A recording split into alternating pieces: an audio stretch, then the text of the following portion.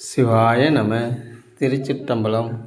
ஸ்ரீ எழிலார்குழலி உடனுறை எட்டீஸ்வரர் திருக்கோவிலில் அன்றாடம் நித்திய பூஜை நடைபெற்று வருகிறது.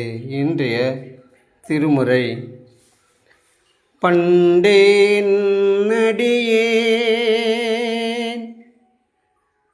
பண்டேனின் அடியேன் தொண்டே புரிந்தொழிந்தேன் தொடராமை புரிசரித்தேன் பண்டார் பூபூஷு மழபாடியில் மாணிக்கமே அண்டா நின்னையல்லால் இனி யாரை நினைக்கேனோ இனி